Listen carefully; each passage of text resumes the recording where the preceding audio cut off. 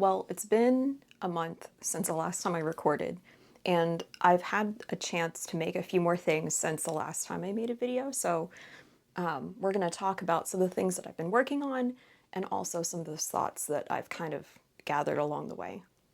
I was drinking Tension Tamer, but I actually just finished it, so I'm basically just using this as a prop. The sweater I'm wearing today is the all yellow cardigan. I actually finished this cardigan about this time last year, I think. It's definitely has pills all over it and needs a shave, but it is a nice lightweight wool sweater. I think it's a sport weight yarn from Barocco. It's kind of nice for this time of year, especially with non-stretchy pants.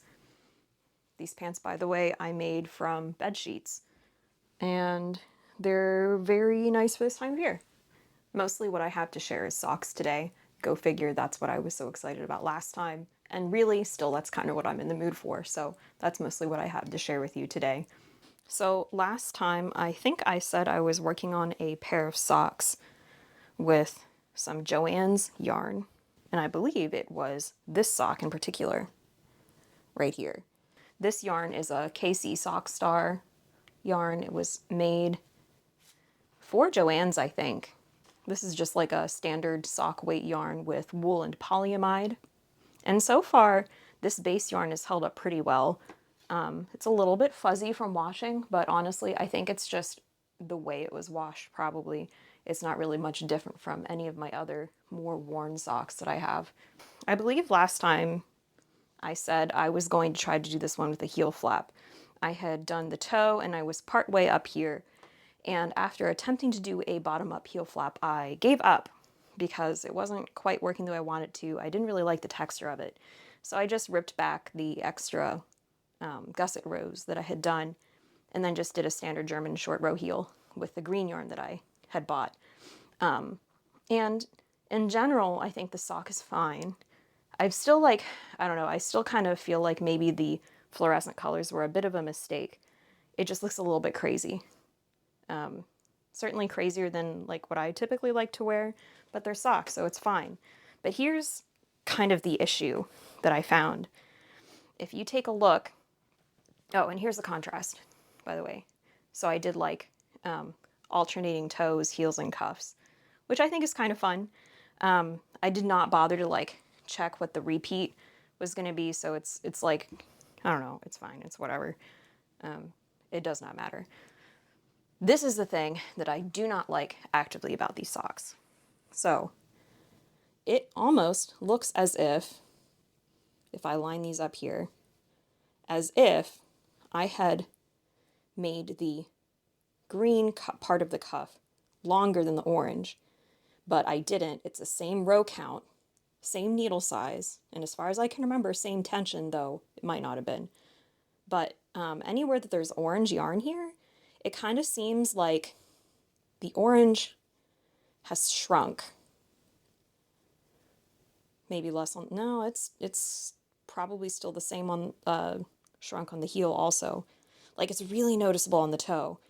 So if I hold these up, toe to toe, look how much different that is. And it feels weird on my foot because it's like noticeably longer on the green one. And the stitches are definitely smaller in the orange. It's possible that my tension was just way higher on the orange one because that's where I started. But like the tension here and like the stitch sizes here compared to like down here, like this is much smaller. And then this kind of more matches the rest of it here. And so I'm kind of wondering if this orange yarn shrunk compared to all the rest of it, which is a real bummer. So that's kind of frustrating. Like I said, it happened here too. It's the same stitch count, same row count, but this green part is longer. And it bothers me, honestly. Another thing I noticed is that like when this came out of the wash, this part here in particular, it felt kind of crunchy. I don't know why that was. Maybe if I like really aggressively block it, it'll stretch back out to the way it should be. It's supposed to be superwash yarn. This, I think I forgot to mention it. I don't have the band for the orange right now, but I do have the green that I use. It's just the opal sock yarn in their neons. I don't read German. I don't know what that means, but I assume it has something to do with being neon, maybe? Anyway, it's just the same stuff, but in their orange. And I assumed that it would behave the same way, basically, the different neon colors. But I wonder if there's something to do with the process of getting that fluorescent safety cone orange that just makes it more prone to shrinking, perhaps. I don't know. Or maybe it's just a faulty ball. Hard to say. It's superwash wool. It's supposed to be fine in the wash, but I don't know. Maybe it could be my tension, but like seeing as it seems to be pretty consistent across the sock, I'm kind of more inclined to think it's the yarn that's the fault. Oh well, whatever, I guess. So, I mean, it's kind of a bummer, but I still use them because I made them and they fit okay aside from this toe being shorter than this one, I guess. So I'm still going to continue using them, but I don't know, maybe these will be the socks that I wear if perhaps I'm going to be harder on them for some reason and I don't really care about them getting beat up or messed up so much, but I don't know. Anyway, so that's this pair of socks. Not quite as excited about these, but I am excited about the next pair. So I wanted to take another shot at a heel flap sock, but I kind of had the idea that probably heel flap socks are better knitted from the top down. So that's what I decided to do this time. Here's this one. And I think that was the first one I did, but I actually am not quite sure. These are made with a brown opal sock yarn plus a sour ball crazy sock yarn. I've kind of had this idea that I've been wanting to do stripes, which I think I mentioned in the last one. And I had this idea that it would be cool to alternate a solid color with a color that changes, either like a variegated or a hand painted yarn or something like that.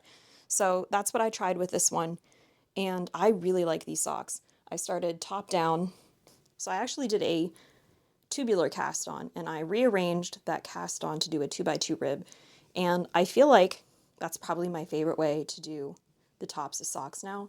I'm not really sure if you can see it on the camera, but like that's a pretty nice edge and it stretches well enough. I like that. It's I don't know, it takes longer to do an edge like that than a like a typical just quick bind off, I guess, but I just like the way it looks more and I like the way that it stretches more. So you can do the same sort of bind off if it's toe up in the sock also by doing like a, what is it, a tubular cast? I forget exactly, but you can kind of do the same sort of a thing. And I feel like if I'm going to do, I'm probably going to continue to do toe up in the future. And I feel like that's probably the way I'm going to always finish the top edge. I just like it. I ended up doing like a 4-row stripe and then alternating every 4 rows. And I feel like that looks very cool for this one. This is my first heel flap sock. My theory for this is that the heel flap should start wherever the width starts to increase for the instep, and then that this should be as long as it takes to get down to the bottom curve of my heel, and that's when the heel turn should start. So that's what I did, and for the most part, I think it actually worked pretty well. The number of gusset, well, decreases in this case, is actually pretty similar, interestingly, to the number of increases and decreases on this sock. It's not like 1-to-1, and I don't know that it really matters a whole lot, honestly, because the numbers don't work like exactly, but I guess the cool thing about knitting is that as long as it's generally right, it probably doesn't really matter a whole lot, so I don't know, I think that's kind of cool in either case, how it ended up being a similar width. But anyway, when I had started this sock and was trying to do a heel flap with just the green yarn, my thought was that I would want to have the green yarn just on the number of stitches it would take to do the heel turn here. And I ran into problems where the gusset length was just way too long and it wasn't going to work. It couldn't be like split in half for that, I guess. And so I kind of realized that it required too much planning to do a heel flap toe up to get a similar result to this one, and also just have the flap for just the heel turn portion. So I scrapped that idea, and instead I did the heel turn here, and then the rest of the stitches that weren't part of the heel turn, because I just had it for the shape of my heel, I just did like a decrease for the bottom section into the heel flap section. And it's kind of similar to, I think in the book it describes it as a Dutch heel, for example. Instead of doing short rows, you just do decreases. So I kind of did like a combination heel. I'm not like crazy about it, I guess, shape-wise and look-wise. In my opinion, the German short rows are a little bit smoother in appearance than the way that you get like bumps with the increase pickup stitches or the decrease section. I don't know, I just kind of like the look of this more, I think. If I'm gonna be doing short rows, I kind of feel like there should be a way to have the heel flap just on the section that I know I'm going to be turning the heel with, and then the rest of it just like the self color. But I'm actually kind of not really sure if I can pull that off in exactly the way that I want it to be customized to my heel. I feel like there should be a way to do it. I just haven't figured it out yet. But really, I'm not sure if it matters to me all that much because I do think I'm probably just going to be doing the German short row heels in the future. But I don't know. Maybe that's something to experiment with at another time. But anyway, that's this set of socks. I really like the colors on these. I really like the way the color shifts around and changes. I would 100% do this again. So far, I haven't had any issues with the difference in ply amounts or texture or anything like that. The Zabberball is actually a 2-ply yarn here, and the Opal sock I think is a 4-ply. But so far there's not been any issues with the difference in the textures of the yarn or the plies or anything like that. So far I think it actually works pretty well. So that brings us to the next set of socks that I'm working on right now. I have one sock finished, and then I am a little ways down the cuff on the second sock. I'm still doing top down for now because I'm experimenting with that tubular cast on still. Here's the second one. As you can see, I'm still kind of doing that 4-row switching colors repeat. So I've got a yarn that changes color and then a solid color yarn. Though this time I kind of couldn't decide between the 3 accompanying colors, so I just figured I would use all of them. So I'm using a red and then a brown and then kind of like a warm leaning blue color. The other color in this one is the Opal Vincent yarn that I picked up a little while ago. This is the inspiration photo for this yarn here. When I was at the store, I just thought the colors looked really cool in this yarn. And I knew that this is not the sock that I wanted to make here. Here's the example sock. I don't really like the way the color bands on these kinds of socks all that much. I have a couple examples actually. Here's 2 sets of shorty socks that I have made last year. Actually, both of these I think are also Vincent yarns. Actually, I think this was the first yarn that I picked up from my current local yarn shop. It's supposed to be like the cafe, I think, is the painting it's supposed to be inspired by, but I thought this more looked like Starry Night to me than the yarn that they had for Starry Night, so this is the one that I picked up. But this one here is supposed to be the sunflower yarn. I'm just not, I don't know, they have these distinct bands. So like here's this kind of yellowish band, and then we've got the sunflower band, and I don't know, here we've got like a couple other, like 1 and then 2 kind of a thing. And I don't know, I mean, it's kind of mimics the effects of color work, I guess, which is neat, I suppose, if you like the repeats, but I don't really like the repeats. So I kind of thought what I would try to do is break up those repeats with solid colors. And I really like the look of this in particular. I just like to look at different sections of it and see how the colors combine. I think like this section here is probably my favorite. It just looks like watercolor paintings to me. And I feel like sections like these, like here's a repeat and then here's a repeat, like I probably wouldn't like those sections of colors nearly as much without that contrasting color to go with it. I almost kind of wish that I had like a periwinkle blue or maybe like a light pink or something, but this is kind of like what I'm working on right now. So once again, I did the tubular cast on up at the top, and I feel like I'm getting a better hang of it at this point. My tension for that is more consistent. It feels like it's really tight in the beginning, but either it loosens up or it's actually just not as bad as it seems at first, because this is fine. Like I mentioned before, I'm doing the German short rows for the heel here, which I think is my preference. I just like how clean it is. And I don't mind doing short rows. I think I would prefer to do short rows over picking up stitches again, even making it easier doing a slip stitch edge, but you know, whatever. And then just doing like a decreased toe with a Kitchener stitch at the end. So I actually think one of the more interesting things about this kind of sock, and the other one also actually, is how I manage the color changes. Here is the inside of the sock. And one thing I knew I didn't want to have to do is to weave in 1,000,000 ends. It still has a few ends to weave in.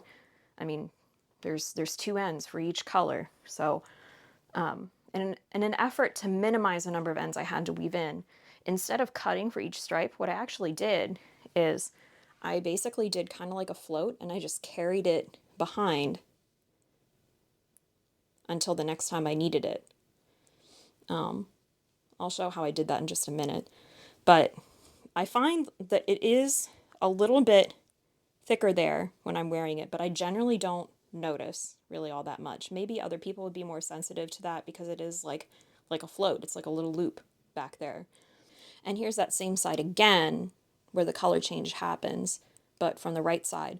And you can see the jog where it changes, but because of the way that I'm doing it, it's not terribly noticeable. It kind of like pulls itself in a little, so it kind of makes that jog blend a little bit better. So here's how I've been managing that color change. I've got 2 strands and I'm just leaving them connected. I'm at the end of the 4th row here. And I found that I have to twist the yarns initially so that the new yarn goes behind the previous yarn, or else it will leave like a hole in the fabric, and I don't want that. So it has to go old yarn in front, new yarn behind. And I'm going to tug on it a little bit so it's a little bit more snug. It kind of makes this next stitch a bit smaller, which kind of helps to hide that jog, but I don't want to like really crank down on it. Just kind of try to take some of that extra slack out of it so that I can control how much slack I do give it. And when I do the next 2 stitches, I'm leaving a little bit extra on that stitch so that it adds that tension back in. And then I do it to the next one also, leave a little bit extra here, and then the next stitch on, I'm knitting at my regular tension. And then that means that there's enough slack behind here on that previous, for the, from this section to here, where it doesn't cinch down and make it too tight. It'll have a little bit to comfortably stretch across, and that usually is enough.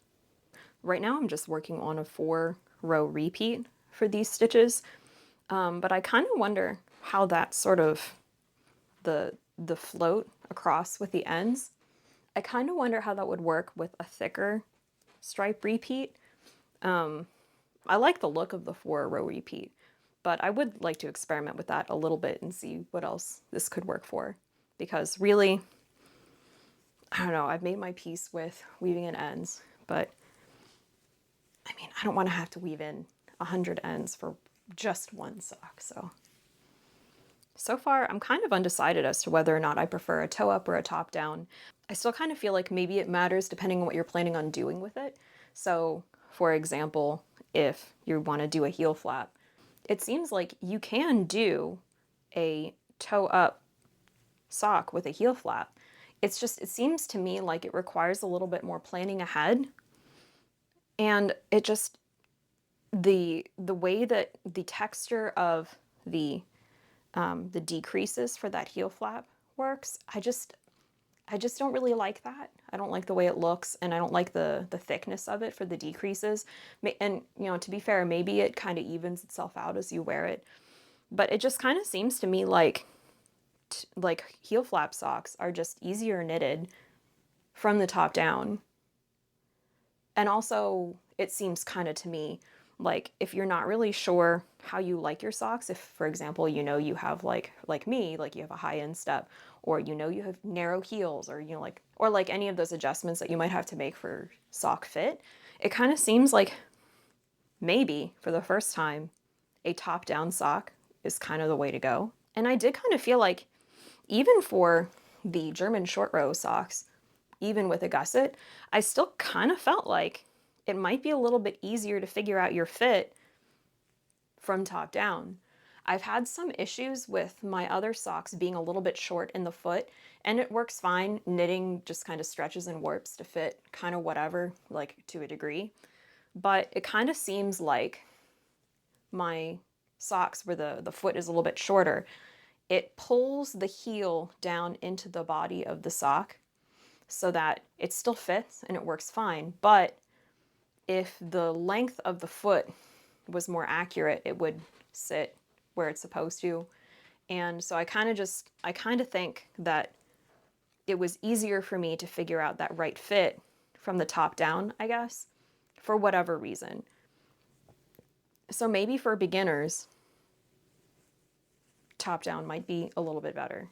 Of course, alternatively, I do like doing a Turkish cast on for a toe up sock. Probably more than doing a tubular cast on for a top down. Maybe it's because it feels faster, but I do like doing the Turkish cast on for a toe up sock. It's also worth mentioning if you're concerned about the amount of yarn that you have, it's a little bit easier to figure that out, how long the ankle of the sock should be for the amount of yarn that you have if you're doing toe up. I don't know, it kind of just, I guess, depends on what you're looking to do, I suppose. And then also, once you've done like a sock or two, you're probably going to find you have a preference. And then I don't know that it really matters beyond that point. So I don't know. I kind of feel like probably the next sock that I start after I finish this one, it's probably going to be a toe up with a German short row heel again. I haven't decided if I think it's more tedious to do a Italian tubular cast on for a sock top down than it is to do the similar sewn bind off for a toe up to get that same effect. But I kind of don't really mind doing a sewn bind off as it turns out. Don't want to weave in ends, but a sewn bind off, that's fine.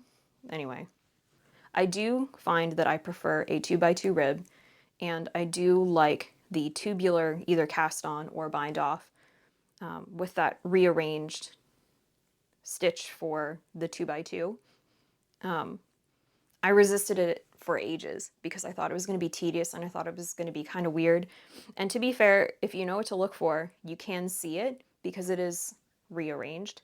But because of the structure of the way a tubular cast on works, I find that it's not very noticeable. I did find that looking for resources for doing the Italian tubular was a little bit strange.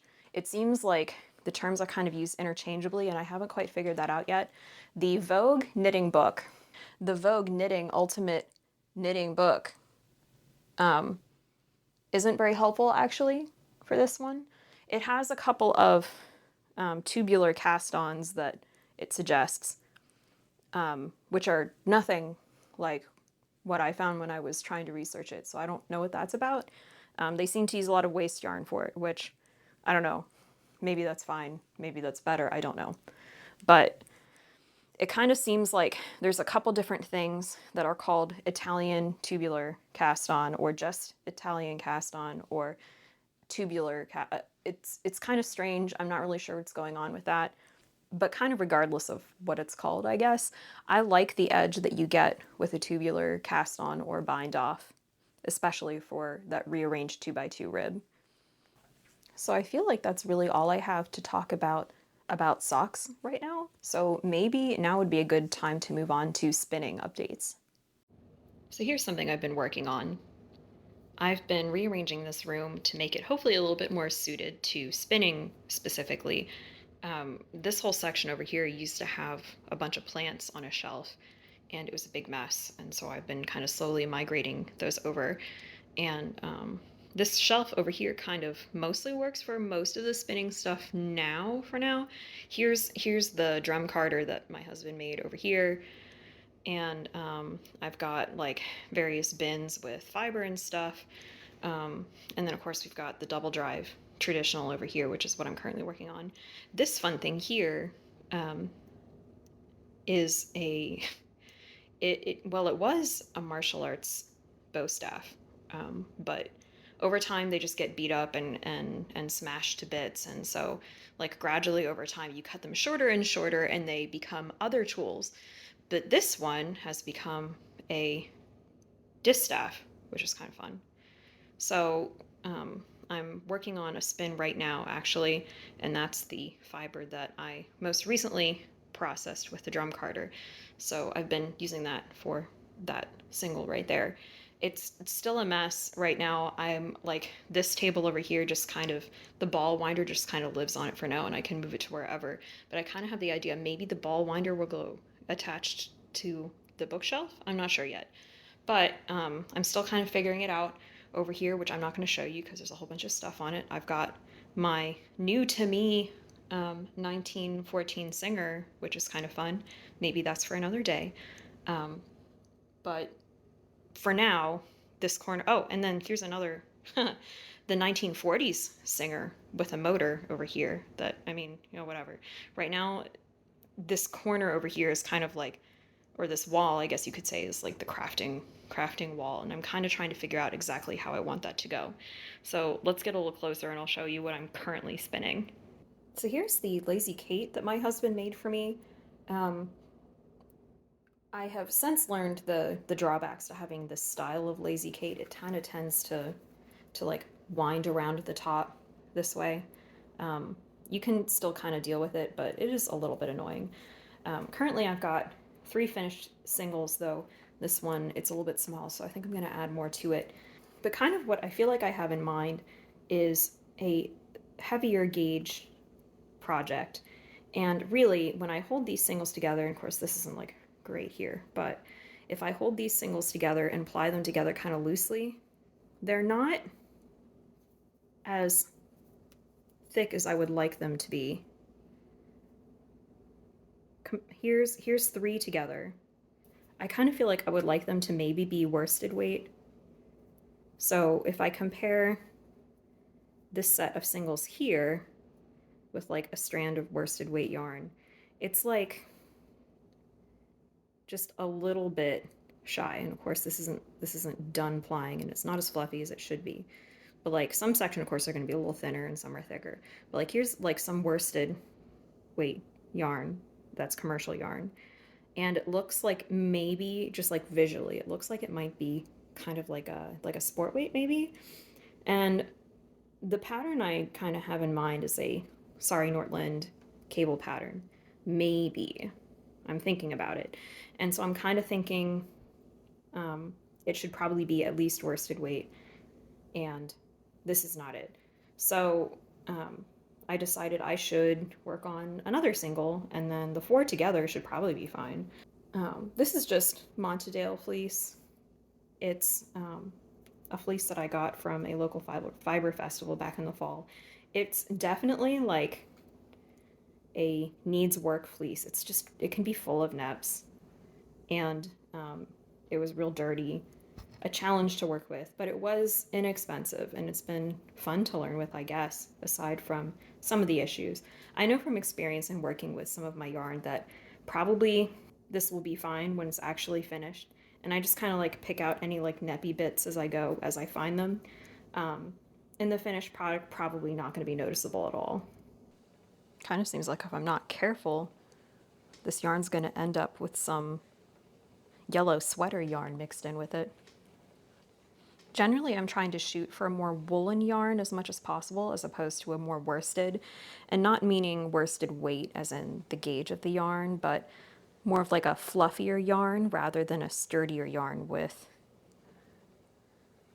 that's a bit more dense. This machine is a double drive Ashford Traditional, which I believe is also able to be used with Scotch tension, but my other machine is Scotch tension. I just kind of don't really feel like I need to switch it to Scotch tension. I just kind of like the double drive, honestly. You can tell that this one is a double drive because it has the mother of all more to the front. The ones that are single drive, this whole section is pushed to the back. I'm still kind of getting a hang of using a distaff when I spin, especially this large staff type. It's kind of been all over the place figuring out where I like to place it, how I like to hold it, how I like to load it up, etc. But I will say that having a distaff has been really useful for keeping the fiber from getting so clumpy. I think it's just when my hands get sweaty and it makes the fiber clumpy and it's just unpleasant. But using a distaff, it doesn't really have that problem so much, which is kind of nice. But yeah, I have no idea how much yarn I'm going to get out of this with the 4 plies, especially with it a little bit thicker, hopefully around a worsted weight. But I figure I can always just make more and we'll see.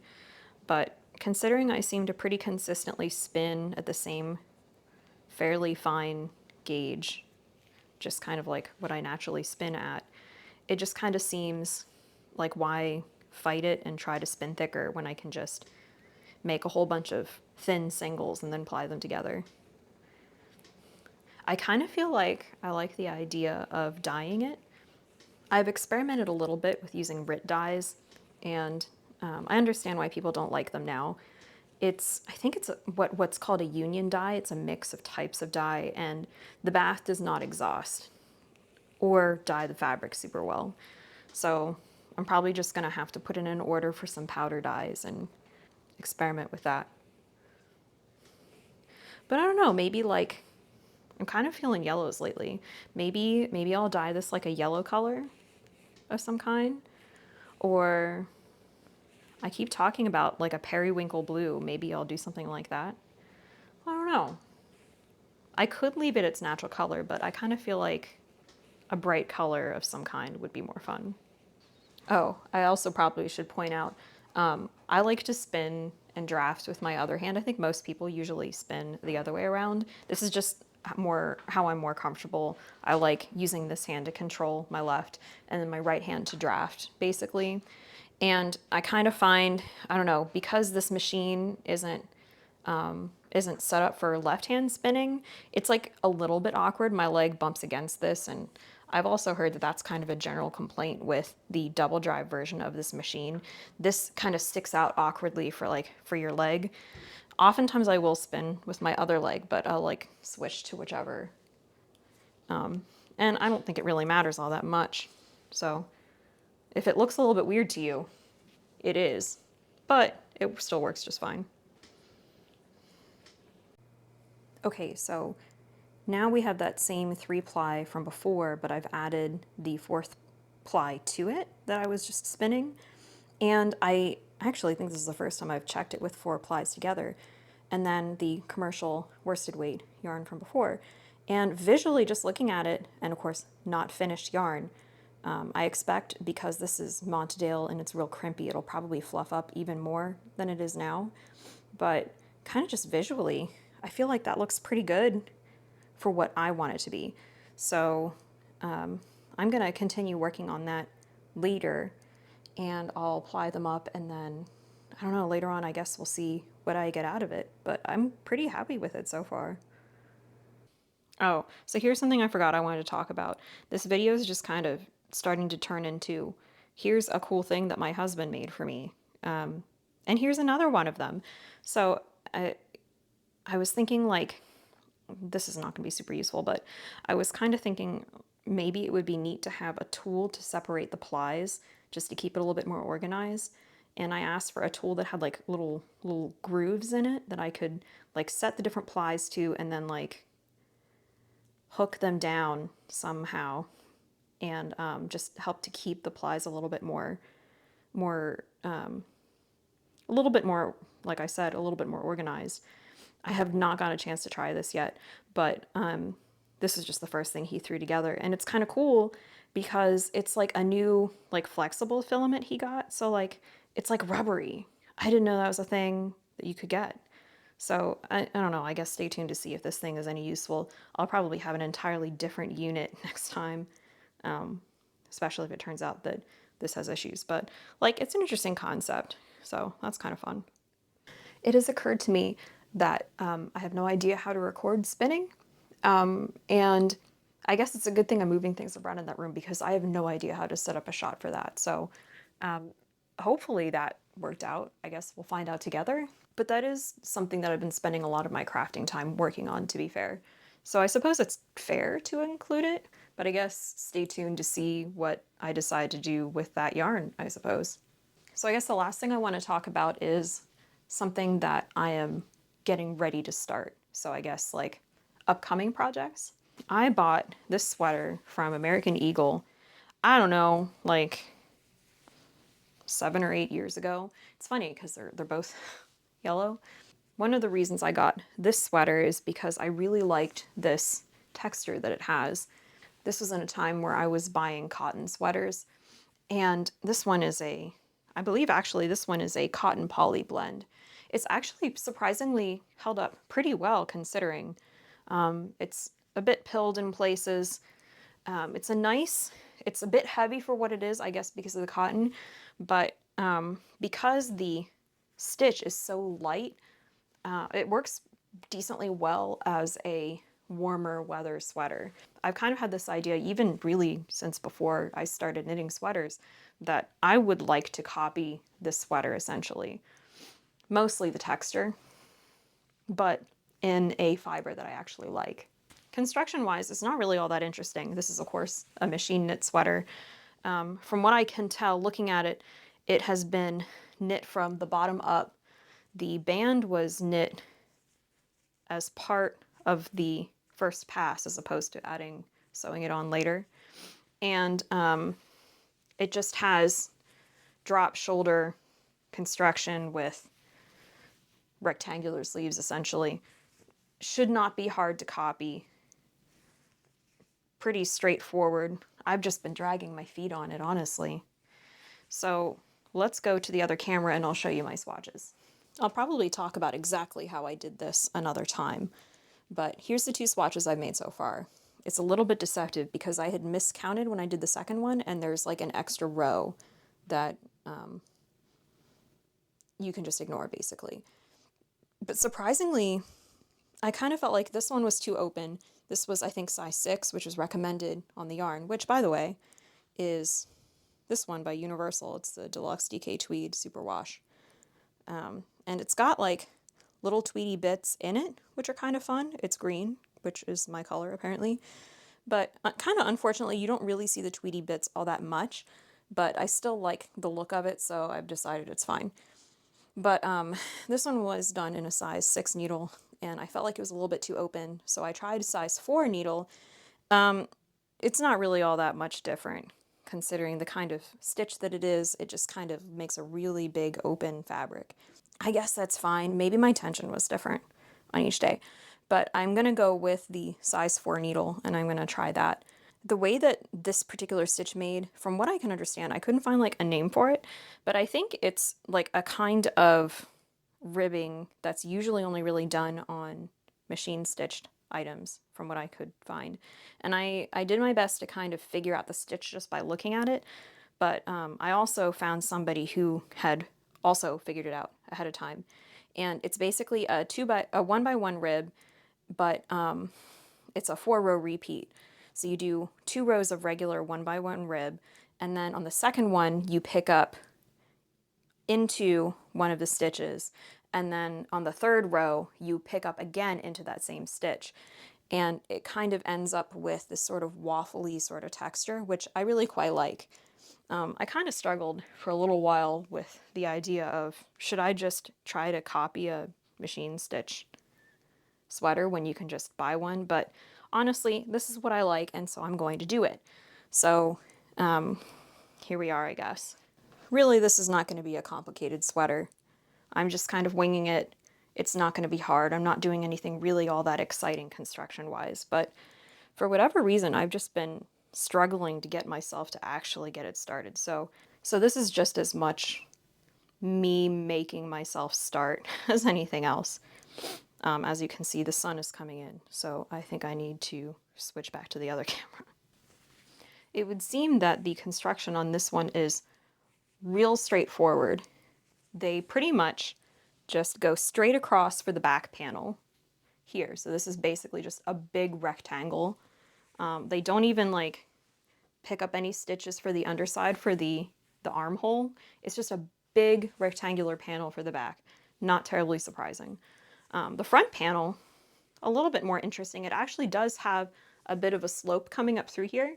So I guess I could consider that as part of my construction. But really, I figured I would just kind of use one of the general shapes that the Vogue knitting book has in it. I also have the Amy Herzog sweater book to refer to for construction ideas. It seems like in her book, most of her sweaters are knit bottom up, and I'm pretty sure that's what my my other sweater is knitted as. But like, I kind of feel like considering I'm winging it to a degree, I'm probably going to do top down and figure it out that way, I guess. So I'm sort of using books for inspiration, but also I'm still just doing whatever I want. So I guess that's really all I have to share for today. I kind of have an idea that I'll probably try to make separate videos for making those different sweaters that I talked about working on soon. So I'm still trying to figure out how I want to record things and what sort of videos I typically want to make, I guess. I mentioned before that I do go do a couple of in-person knitting and crafting sort of activities. I am part of a guild. And while I do get a lot of feedback and interaction there, I guess I kind of feel like I like the idea of making videos so I can interact with people on the internet, partly because I feel like I like watching people sitting and talking about whatever they're working on, and also because I feel like it's been a big inspiration to me and I learn a lot of things that way, and I kind of would like to give back also if I can. So thanks for sticking with me this far. I think I am going to go make myself another cup of tea and continue working on this sock, so I'll see you next time. I turned the camera down so you could see her, and then she sat down so that she's still just kind of in the bottom corner. She's here. Hello?